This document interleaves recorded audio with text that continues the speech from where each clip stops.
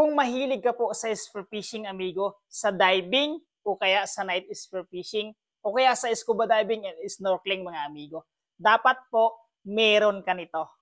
Ito pong wetsuit or diving wetsuit ko po, mga amigo. Napakaganda nito, amigo, dahil po 3mm na po yan siya.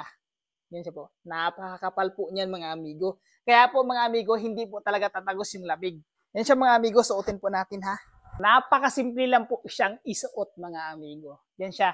Dahil po, meron po siyang zipper sa likod. Hilain lang po natin yan. Pag ganon. Ayan. Nasuot ko na po, amigo. Tingnan niyo po.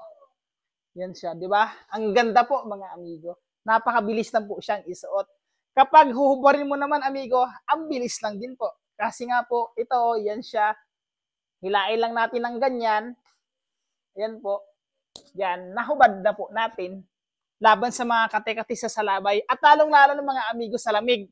Ngayon po, dahil po taglamig na, mga amigo. Hindi po tatagos yung lamig dito, mga amigo. Bakit? Kasi nga, ang kapal po talaga yan, amigo. Right? Baka gusto mong bumili ng ganitong klase ng diving wetsuit, amigo. Yan siya. Na napakaganda at super quality. Ilalagay ko yung link dyan sa ating yellow basket. Sa basket po, mga amigo, dyan sa baba. Yung tinuturo ng araw. Dyan ko po ito nabili, amigo. Check out, mga amigo. Napakaganda na, super quality pa.